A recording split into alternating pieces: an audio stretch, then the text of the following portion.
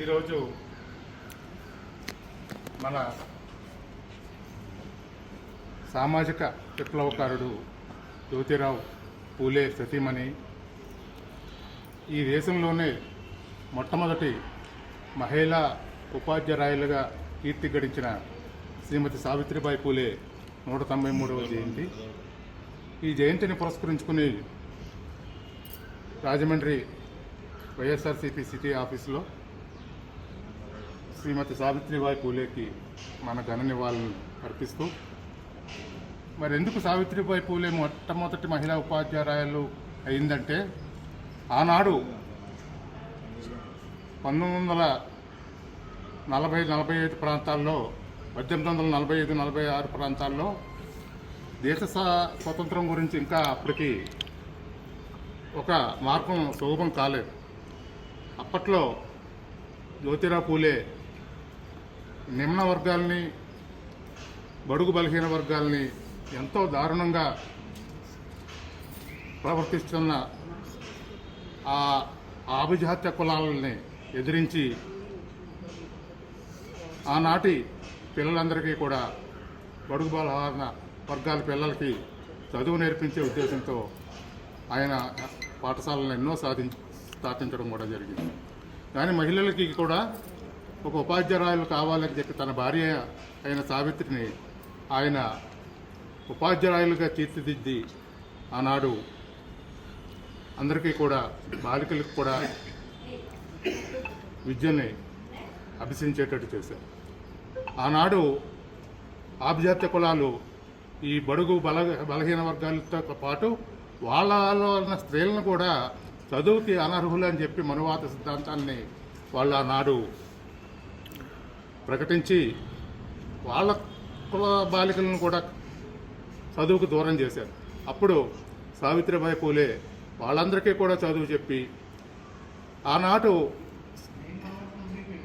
వితంతు వివాహాలని కూడా చేయాలనే ఉద్దేశంతో ఆయన స్ఫూర్తితోటే మన వీరేశలింగం గారు కూడా వితంతు వివాహాలను ఇక్కడ ఆంధ్ర రాష్ట్రంలో చేయడం కూడా జరిగింది.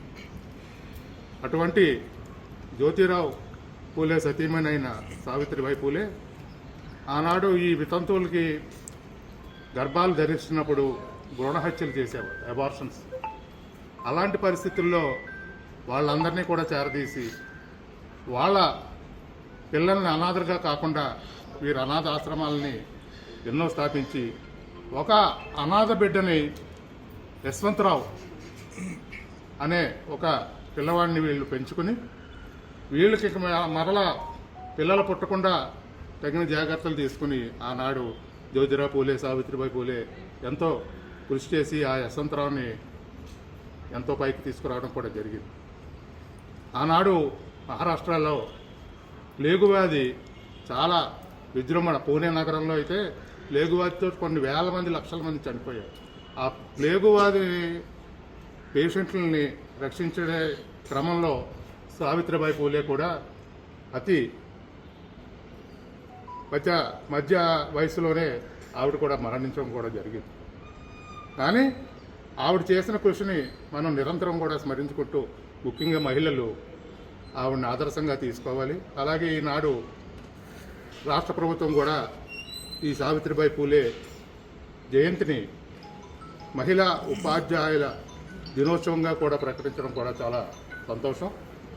ఈ రకంగా మన పార్టీ ప్రెసిడెంటు, మాజీ ముఖ్యమంత్రి జగన్మోహన్ రెడ్డి గారు కూడా పూలే అంబేద్కర్ భావజాలాన్ని పుణికిపుచ్చుకొని, ముఖ్యంగా చదువు విషయంలో ఎంతో కృషి చేసి, ప్రతి పేదవాడు కూడా ఇంగ్లీష్ చదువులు చదవాలి అని చెప్పి ఇంగ్లీష్ మీడియం పెడితే, ఈనాడు రాష్ట్ర ప్రభుత్వం దాన్ని రద్దు చేసి సంపన్నులకు మాత్రమే ఇంగ్లీష్ విద్య ఉండాలి, ఈ బడుగు బలహీన వర్గాలకి, పేద పిల్లలకి ఇంగ్లీష్ విద్య ఉండకూడదని ప్రభుత్వ పాఠశాలల్లో ఇంగ్లీష్ విద్యను ప్రవేశపెట్టిన జగన్మోహన్ రెడ్డి గారిని యొక్క ఆదర్శాన్ని కాదని మళ్ళీ తెలుగు మీడియంలోకి తీసుకెళ్ళడం చాలా శోచనీయం.